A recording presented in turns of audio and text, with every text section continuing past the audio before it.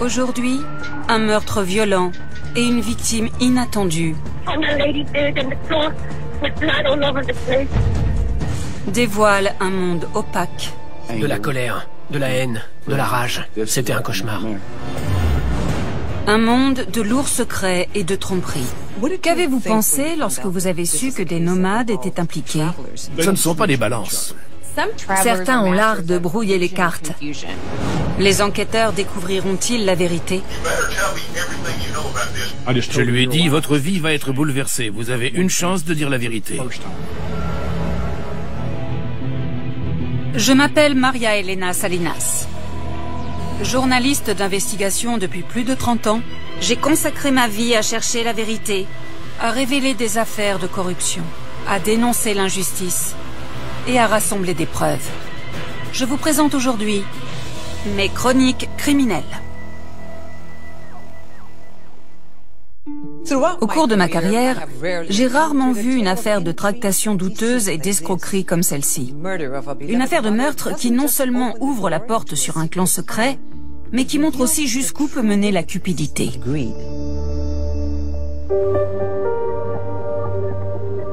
L'histoire se passe à Colleyville, au Texas. C'est une banlieue chic de Fort Worth, considérée comme l'une des plus sûres de l'État.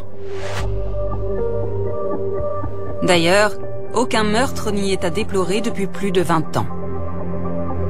Mais tout change le 23 septembre 2014.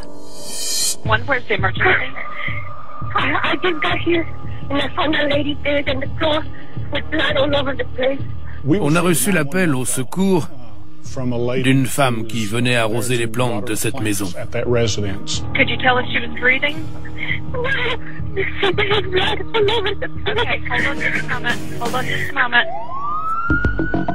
Quelques minutes plus tard, des policiers arrivent sur les lieux. Une maison de 350 mètres carrés au fond d'une impasse. À l'extérieur les attend la personne qui a appelé les secours.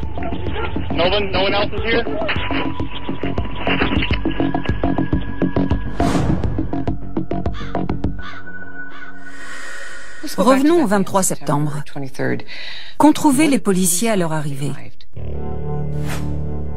Rien ne semblait avoir été dérangé. Il n'y avait pas de signe d'effraction, pas de fenêtres cassées.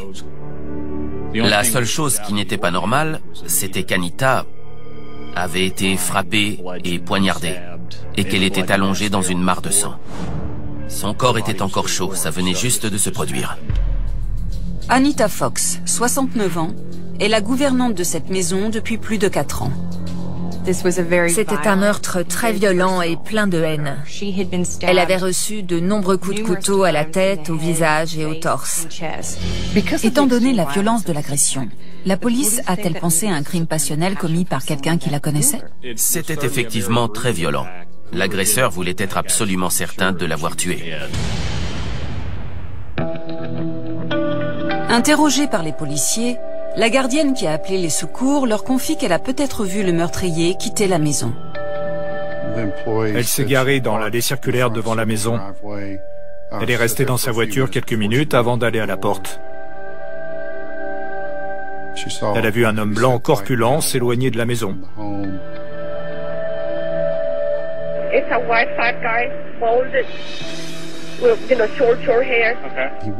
Il marchait sur le trottoir. Un pick-up qu'elle a décrit l'a rejoint. Le véhicule a reculé, puis il a repris la route.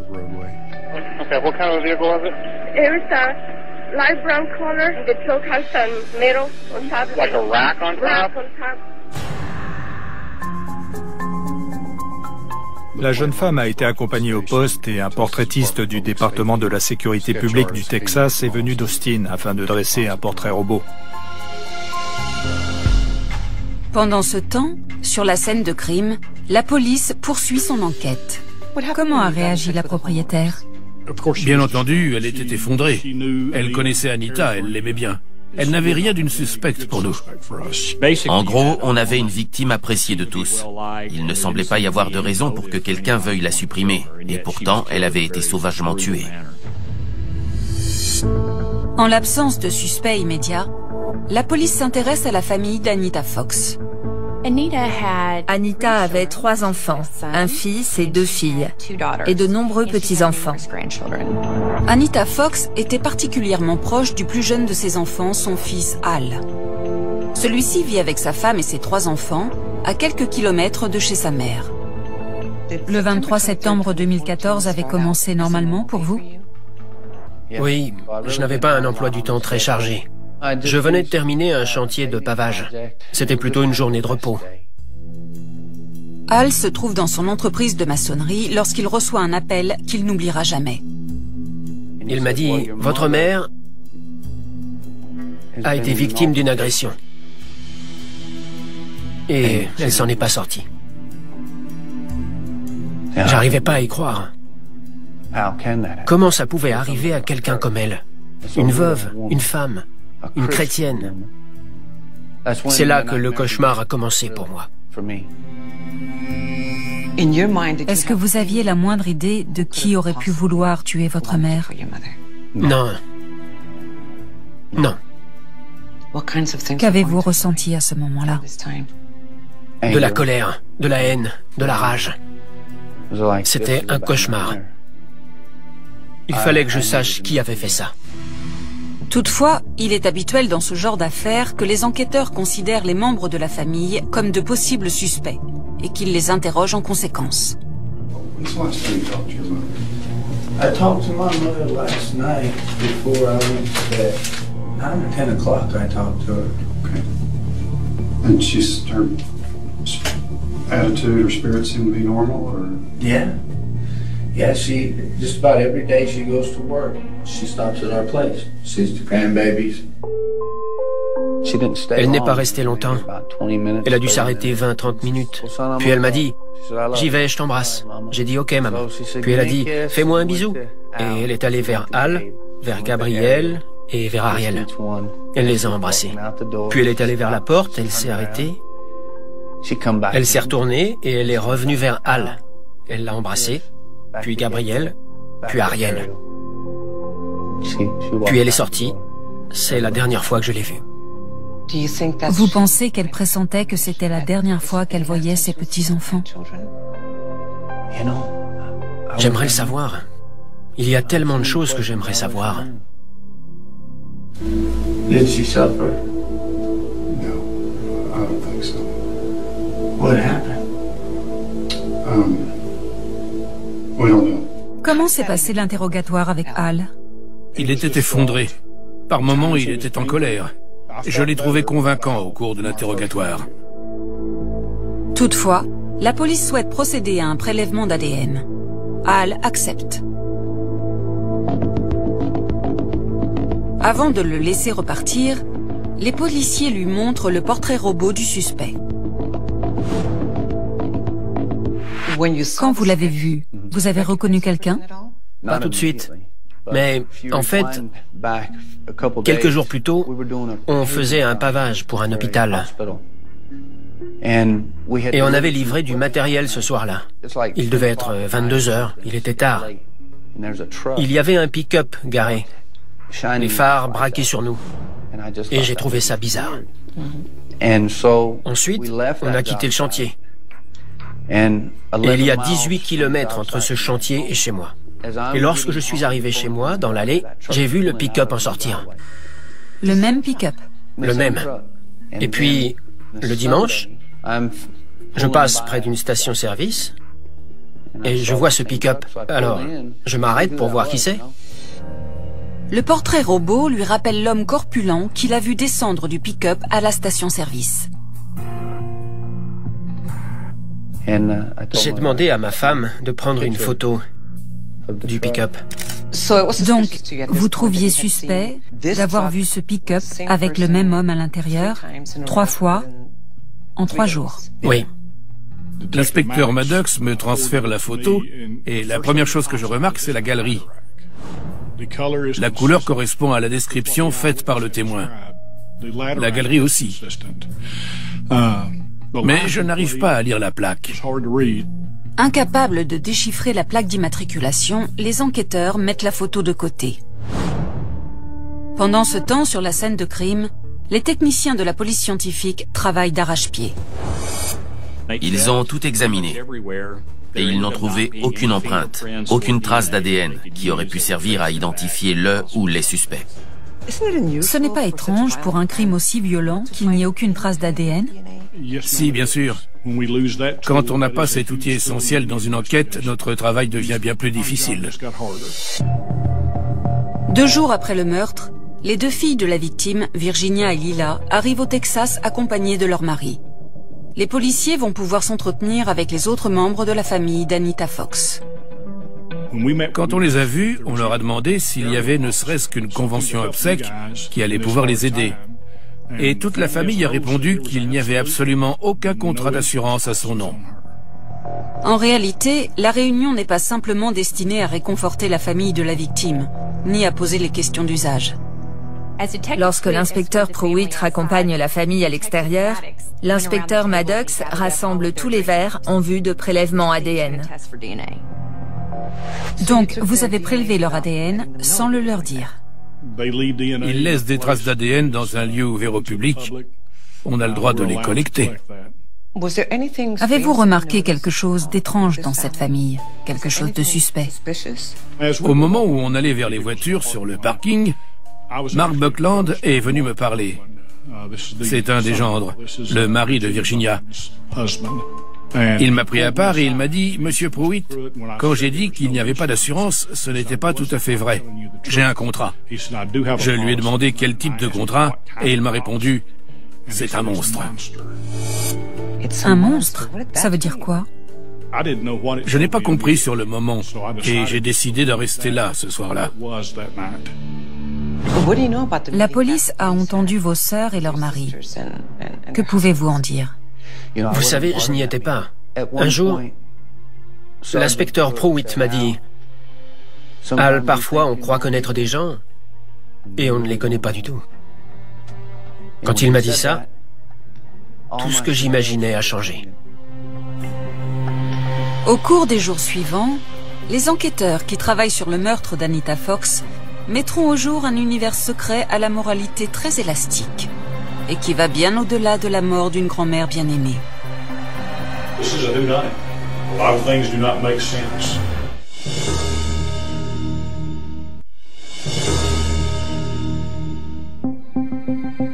À l'automne 2014, les enquêteurs de Colleyville, au Texas, ne parviennent pas à élucider le meurtre d'Anita Fox, une grand-mère de 69 ans. En dehors de la photo floue d'un pick-up et du portrait robot d'un possible suspect, ils n'ont aucune piste, jusqu'à ce qu'ils parlent au pasteur de l'église que fréquentait Anita. En rencontrant ce pasteur, qu'avez-vous appris sur Anita?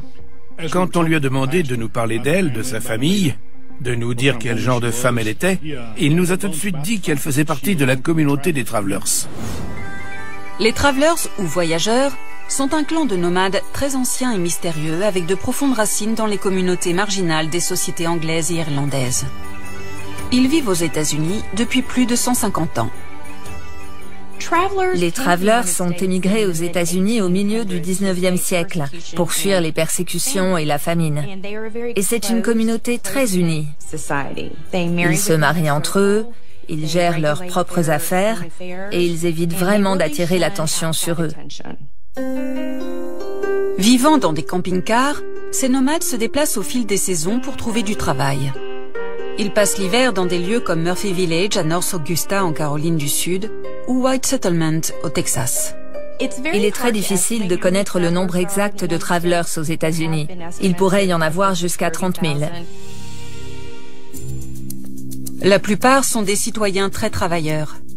Mais comme dans d'autres clans de nomades, une partie des Travelers ont à leur actif de nombreuses inculpations pour tromperie et fraude. Les policiers vous diront que certains ont l'art de brouiller les cartes. Ils ont souvent de multiples adresses. Ils peuvent avoir de fausses identités qui vous renvoient à un entrepôt de stockage ou à une boîte postale ou à un camping. Et certains ont la réputation d'être des arnaqueurs. D'après Al Fox, le fils d'Anita, sa mère et lui s'étaient éloignés de la communauté des Travelers depuis des années. En revanche, ses 2 sœurs et leur mari en font toujours partie. Qu'avez-vous pensé lorsque vous avez su que des nomades étaient impliqués? Vous n'avez pas pensé que ce serait une affaire difficile à résoudre? Si, nous on cherchait la vérité. Mais à partir de là, s'agissant de Travelers, toute vérité allait nous paraître suspecte. Les contrats d'assurance-vie sont monnaie courante chez les Travelers. Toutefois, le contrat que détiennent la fille d'Anita, Virginia, et son mari Mark Buckland ne peut qu'intéresser les enquêteurs. Qu'ont-ils appris sur les contrats d'assurance-vie souscrits sur la tête d'Anita? À ma connaissance, 5 polices avaient été souscrites sur sa tête, avec un capital total de 5,5 millions de dollars. 5,5 millions de dollars, c'est beaucoup d'argent pour une dame de 69 ans qui était gouvernante et vivait dans un mobil-home. Ça a éveillé les soupçons? C'était très surprenant. Ça a dû surprendre l'inspecteur Maddox et les autres enquêteurs. Vous avez été surpris d'apprendre que votre sœur Virginia et son mari avaient souscrit plusieurs assurances-vie valant des millions de dollars sur la tête de votre mère? Oui, j'ai été surpris. Choqué. Qu'avez-vous pensé? Qui souscrit de tels contrats sur la tête de quelqu'un? C'était terrifiant. Qu'ont découvert les enquêteurs à propos de ces polices d'assurance-vie? C'étaient des contrats qui désignaient des membres de la famille proche comme bénéficiaires. Et les primes étaient payées par des membres de la famille proche. À première vue, il ne s'agissait pas de contrats où des personnes qui n'avaient aucun lien avec Anita auraient été désignées comme bénéficiaires. Dans la communauté des Travelers, quand une personne est vieille ou diminuée, elle peut proposer à quelqu'un de souscrire une assurance-vie sur sa tête. Ça peut être un cadeau de mariage. Ce n'est pas rare du tout. C'est une façon pour cette personne de veiller sur ses enfants ou ses petits-enfants quand elle ne sera plus là. Il n'est pas rare du tout pour eux de souscrire des assurances-vie les uns pour les autres. Et ça peut être tout à fait légal, car beaucoup ont des liens de parenté. On a ces polices avec un capital total de 5,5 millions de dollars en 2007-2008. Ces contrats sont devenus des contrats vie entière, ce qui signifie que les primes ont augmenté de façon significative. Et celui ou celle qui paye ces primes a de plus en plus de mal à le faire. 4 des 5 contrats d'assurance-vie désignent Virginia et Mark Buckland comme bénéficiaires. Le 5e contrat, le plus important, est plus déroutant. L'un des contrats, avec un capital d'1 million de dollars, désigne comme bénéficiaire Pat Gorman, qui n'avait pas de lien de parenté avec Anita.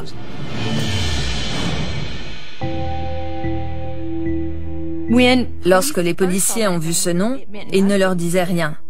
Mais en fouillant un peu, ils ont découvert que Pat Gorman était l'un d'entre eux. Anita était issue des Travelers anglais, lui des Travelers irlandais. C'était donc une piste à suivre.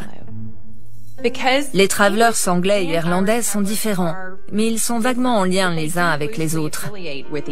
Il arrive qu'ils se connaissent, qu'ils se mélangent. Il arrive même parfois qu'ils se marient entre eux. Mais dans l'ensemble, ils forment 2 sous-clans distincts. Les Irlandais restent avec les Irlandais, les Anglais avec les Anglais. Les enquêteurs ne savaient pas trop si le fait qu'ils soient tous les 2 des Travelers avait un lien avec l'affaire. Ils ignoraient si c'était une simple coïncidence ou un élément essentiel. C'était quelque chose qu'ils allaient devoir élucider, et pour cela, il fallait qu'ils trouvent Pat Gorman. La police remonte jusqu'à une adresse à Plainfield, dans l'Illinois. On est allé à Plainfield pour parler à Patrick et à sa femme. Quand on est arrivé, il était parti travailler. J'ai demandé à sa femme si elle avait une photo de Patrick, et elle m'en a donné une. Mais l'homme sur la photo ne ressemblait en rien au portrait robot. Après des semaines passées à tenter de localiser Pat Gorman, l'inspecteur finit par retrouver sa trace en Caroline du Sud. Il constate que ce n'est pas l'homme du portrait robot. En revanche, Pat Gorman a des informations très intéressantes qui seront utiles à l'enquête. Pat Gorman affirme que l'assurance-vie est simplement un investissement. Il explique qu'il a investi dans une assurance-vie avec Mark et Virginia Buckland et que pour être désigné comme bénéficiaire, il s'est engagé à payer les primes. L'idée, c'est de transférer l'un des contrats à un tiers afin qu'il paye les primes, de sorte que la pression financière soit moins forte pour ceux qui payent les primes des autres polices. Est-ce que c'est courant de transférer un contrat d'assurance-vie à quelqu'un d'autre? ou de faire appel à des investisseurs? Je n'en avais jamais entendu parler. En tant qu'investisseur, Pat Gorman avait un bon mobile pour tuer Anita. Mais il s'avère qu'il a un alibi en béton. En plus de ne pas ressembler au portrait robot, il était à l'autre bout du pays le jour du meurtre. L'inspecteur Maddox a interrogé Pat Gorman pendant près de 6 heures et il en est ressorti convaincu qu'il n'avait absolument rien à voir avec le meurtre d'Anita Fox. Pendant ce temps, au Texas, la police scientifique a obtenu des résultats. 10 jours après le meurtre, les techniciens ont obtenu un profil ADN à partir des débris microscopiques retrouvés sous les ongles d'Anita. Ces traces excluent les membres de la famille d'Anita, y compris Virginia et Mark Buckland. Mais correspondrait-elle à l'homme du portrait robot? Cette question devra attendre. Car quelques jours plus tard, la police de Colleyville fait une découverte étonnante, qui met au jour une réalité trompeuse. God's a witness. He witnessed this. Yes, he did. I've never seen that turn out well for people. Le 7 octobre 2014, cela fait déjà 2 semaines que la police de Colleyville, au Texas, enquête sur la mort d'Anita Fox. Mais la famille de la victime appartient à la communauté opaque des Travelers. Et les enquêteurs sont dans l'impasse. La seule personne en qui ils pensent pouvoir avoir confiance, c'est Al Fox, le fils d'Anita. I'm going to let you know this is a whodunit. It is a real whodunit. A lot of things do not make sense.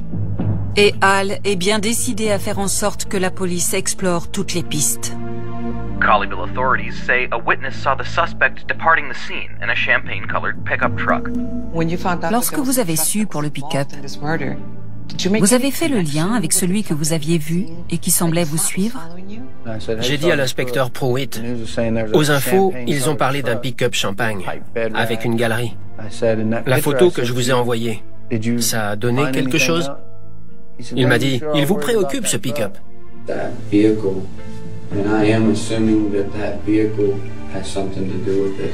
Il m'a dit, j'ai tout un carton de documents, avec des pick-up et des pistes. We're already up to boxes this high of information, stuff we're following up on. Il est clair pour tout le monde qu'identifier le pick-up sur la photo fournie par Al est une priorité absolue. Comment ça se passe? Comment on fait parler une photo floue? Il y a une grande part de chance, en fait.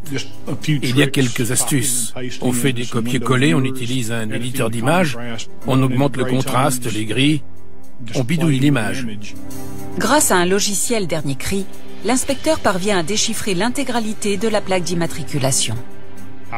J'ai cherché la plaque dans la base de données des véhicules motorisés et j'ai obtenu le nom de Bernard Gorman. Comment avez-vous réagi?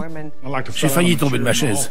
Je savais qu'on avait quelqu'un avec ce nom de famille, Gorman, comme bénéficiaire d'une assurance vie au nom de la victime, avec un capital d'un montant phénoménal. Je suis sorti de mon bureau pour aller voir mon supérieur et je lui ai dit « Vous n'allez pas en revenir, on a un résultat ». Ensuite, les enquêteurs visionnent les images de vidéosurveillance de la station-service où Al a pris la photo du pick-up. Et elles sont éloquentes. Le conducteur du pick-up ressemble à s'y méprendre à l'homme du portrait robot. Puis ils apprennent que le propriétaire du véhicule, Bernard Gorman, n'est autre que le neveu de Pat Gorman. Les Texas Rangers ont fini par localiser le pick-up dans la région de Houston. Ils ont interpellé le véhicule sur la route et arrêté Bernard Gorman pour une infraction antérieure. Est-ce que ce véhicule correspondait à celui décrit par la femme qui était venue arroser les plantes? La couleur correspondait. La marque et le modèle aussi. Mais c'est tout. Il n'y avait pas de galerie sur ce véhicule. Ça ne veut pas dire que ce n'était pas le bon? Non, parce qu'il y avait les plaques. L'inspecteur Pruitt se rend à Katy au Texas pour entendre Bernard Gorman. Quand vous lui avez parlé, vous l'avez interrogé à propos du meurtre d'Anita Fox? Non. On voulait la jouer fine, lui donner l'impression qu'il était plus malin que nous.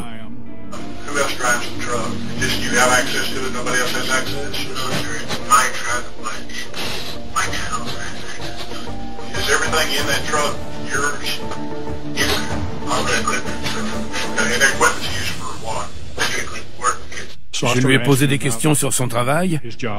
Il est peintre en bâtiment. Alors je me suis inventé un frère qui faisait le même métier et je lui ai parlé du fait que les peintres sont obligés de louer des remorques pour transporter leurs échelles.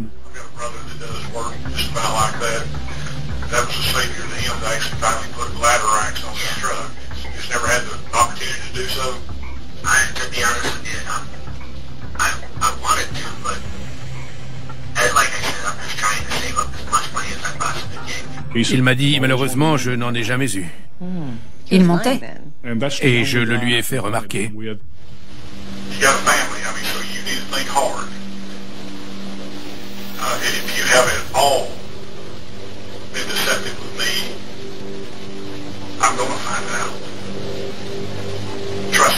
Il a commencé à se montrer nerveux, et je crois qu'il savait où on voulait en venir. Il avait compris ce que j'avais fait. Il avait cru à une simple conversation amicale, mais finalement, il s'avérait qu'on avait suffisamment d'informations pour savoir qu'il nous avait menti. Oui.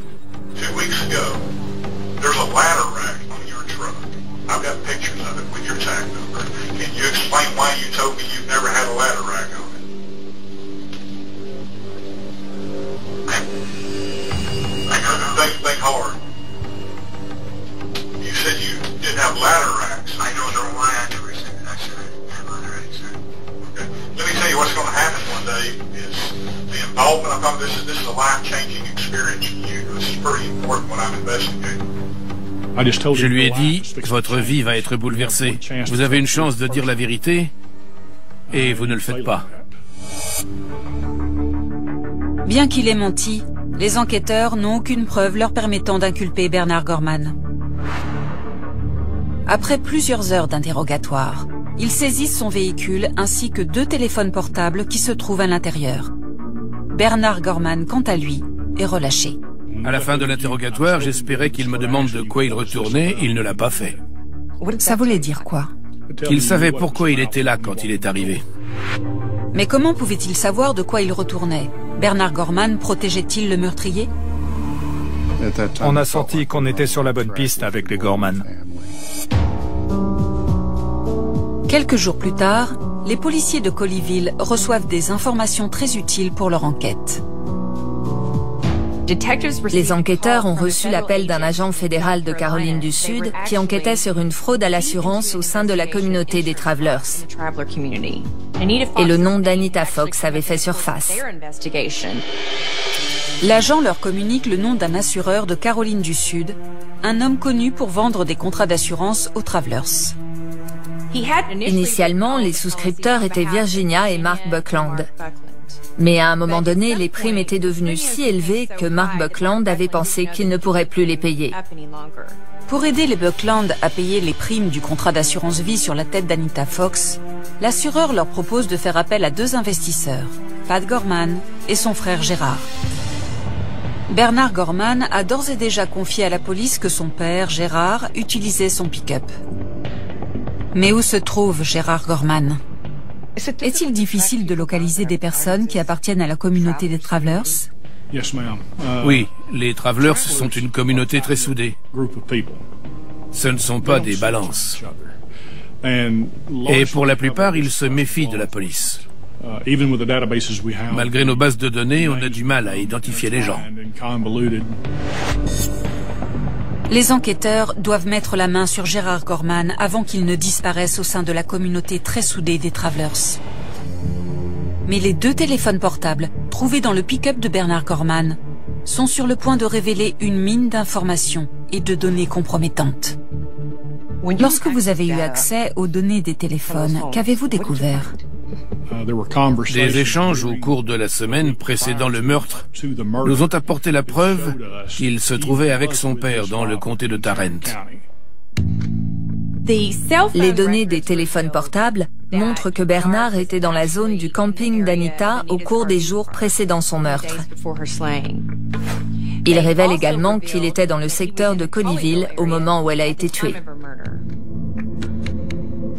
Le 19 janvier 2015, Bernard Gorman est de nouveau interrogé. Votre approche est différente? Oui, on ne tourne pas autour du pot. On a des moyens de pression. You need to be honest. Okay. So, please quit with the storytelling and tell us the truth. Vous a-t-il donné des informations différentes de la fois précédente? Il ne s'est jamais incriminé, mais il a fini par dire « Oui, j'ai conduit mon père jusqu'à une maison de Colleyville. » He said, I got this lady that I talked to earlier on. So, okay, well, let's go over and take a look at her place. And he was pointing there ways to go and directions and stuff like that, and I was just following him. On lui demande de décrire la rue. It was kind of in the back of a cul-de-sac. Okay. Like a big loop around thing. Okay. It was, I think it was the second to last, or it might have been the last house on the right-hand side. Il l'a décrit parfaitement. Il avoue que son père est allé jusqu'à la maison. Il ignore ce qui s'y est passé. I just sat in the truck and was listening to the radio. When he came out, he said, "We gotta go." He was aggravated. He told me to go home, that the lady had whipped on him. He had blood on his arm. Lui a-t-il demandé pourquoi il avait du sang sur le bras? Son père aurait donné un coup de poing dans le mur parce que la femme ne voulait plus faire un boulot. Bernard Gorman avoue également que son père lui a donné l'ordre de retirer la galerie de son pick-up. He told me if I came back that night with the ladder rack on, it was going to be really, really bad for me. Okay. Why do you think he told you to do that? At the time, I really didn't know. Now looking back at it, I think it had something to do with that lady in that house. Do you think your dad's capable of killing somebody? Like I said, sir, I don't know.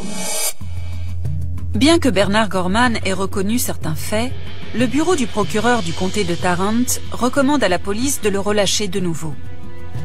Il s'engage à revenir le lendemain matin pour poursuivre l'interrogatoire. Il voulait avoir absolument tous les détails avant de délivrer un mandat. On avait un mandat pour la destruction de preuves et on prévoyait de l'arrêter lors de son 3e interrogatoire.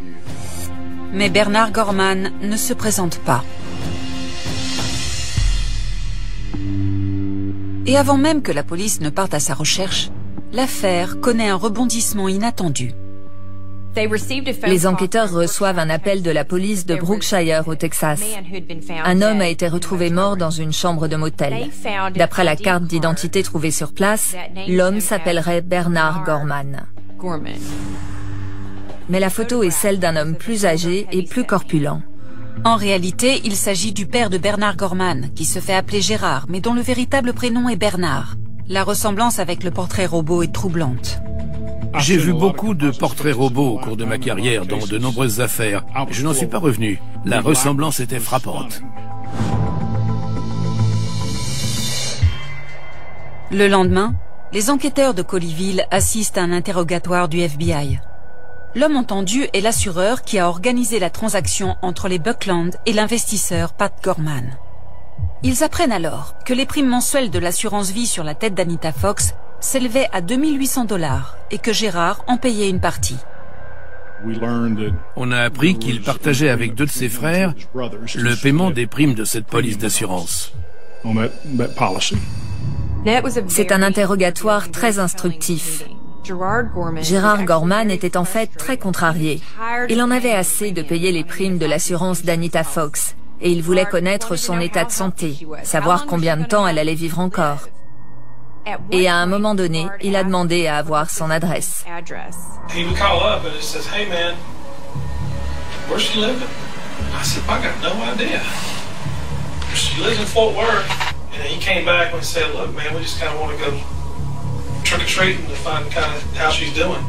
De toute évidence, Gérard Gorman la surveillait. Il rôdait autour de chez elle. Il attendait le bon moment.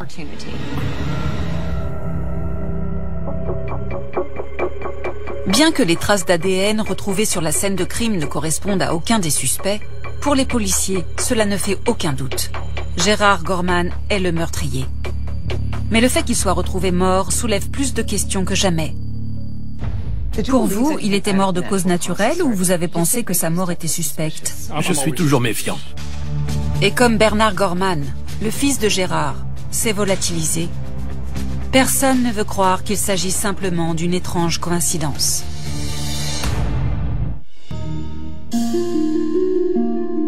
En février 2015, 6 mois après le meurtre d'Anita Fox et 4 semaines après la mort de son père, Bernard Gorman, 27 ans, est toujours recherché par la police.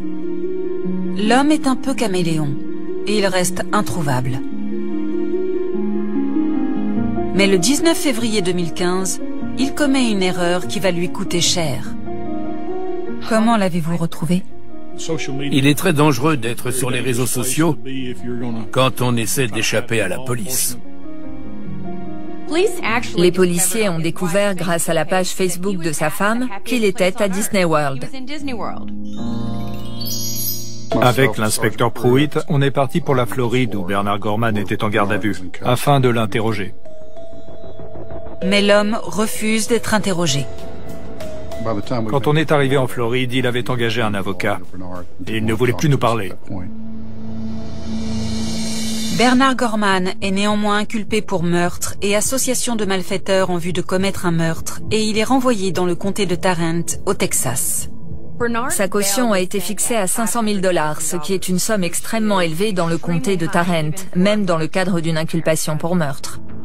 Le procureur pensait qu'il risquait de s'enfuir, que s'il était libéré sous caution, il disparaîtrait. Au cours de l'audience de fixation du montant de la caution, le juge a refusé de le réduire. Mais sa famille est quand même parvenue à réunir la somme et à la payer. Et il a été libéré? Et il a été libéré sous caution.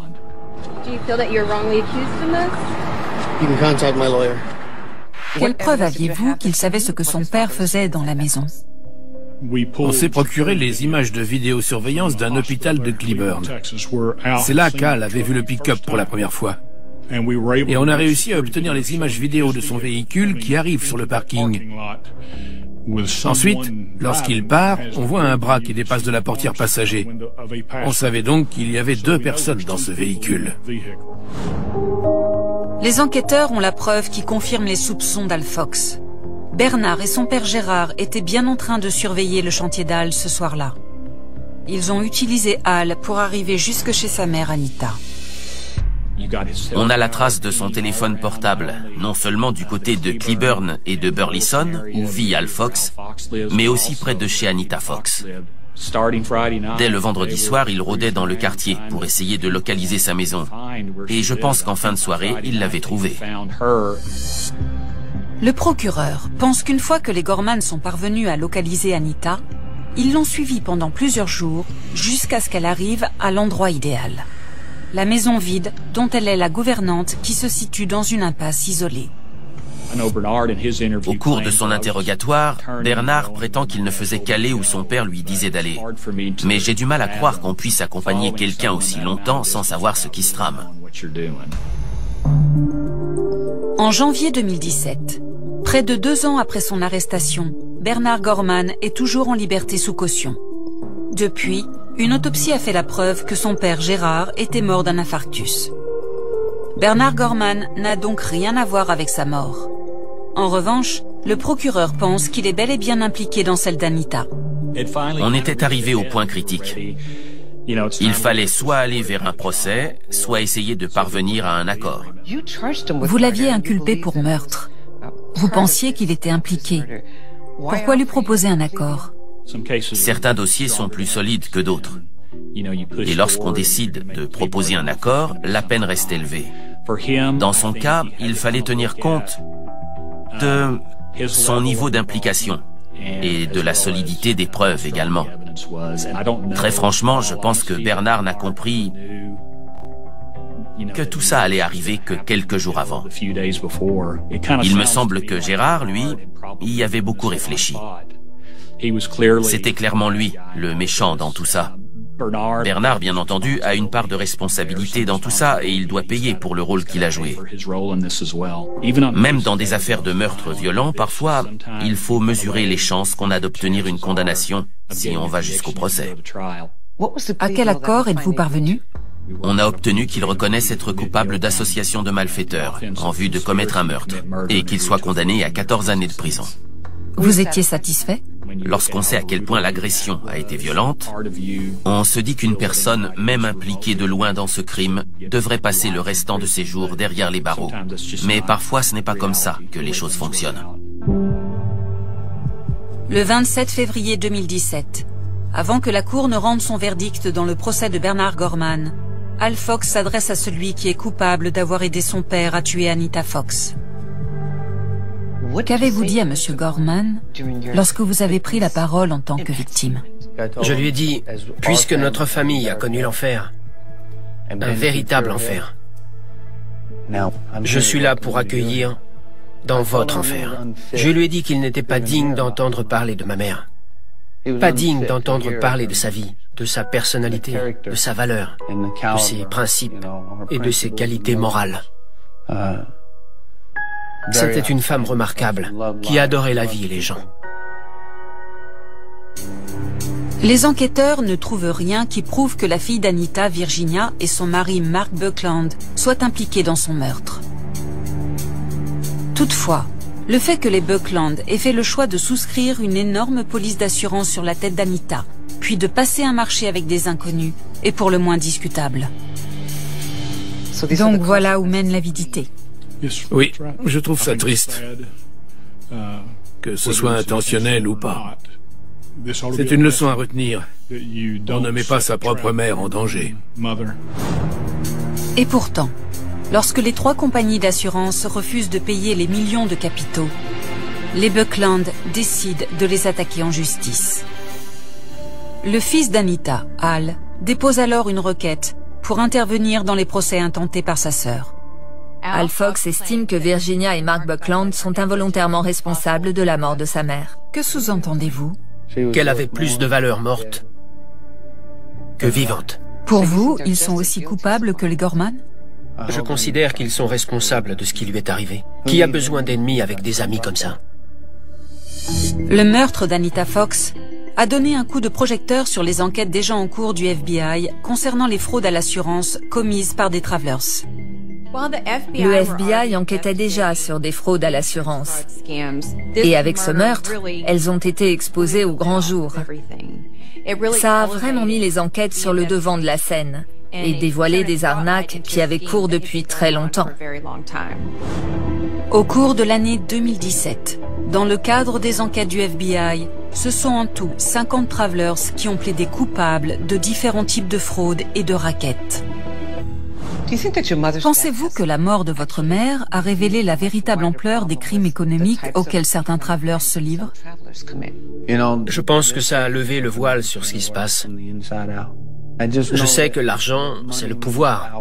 Et que quand on cherche à avoir autant de pouvoir, on finit par être corrompu. Regardez ce que font les gens par cupidité. Ce qu'ils ont fait. Qu'est-ce qu'elle pensait de l'argent, votre mère? Elle me disait, il y a des gens qui aiment l'argent et qui utilisent les gens. Mais fiston, il y a des gens qui aiment les gens et qui utilisent l'argent. Tu seras dans quel camp? Le 3 mai 2018, les jurés ont reconnu à l'unanimité que Mark et Virginia Buckland faisaient partie de l'association de malfaiteurs qui avait conduit au meurtre d'Anita Fox. En raison de ce verdict, les Buckland ne peuvent pas encaisser les millions de dollars de capitaux des contrats d'assurance. Le couple a l'intention de faire appel. Les jurés ont également accordé aux héritiers d'Anita Fox 166 millions de dollars de dommages et intérêts dissuasifs. Al Fox est l'exécuteur de sa succession. C'était Maria Elena Salinas. Merci de m'avoir suivi.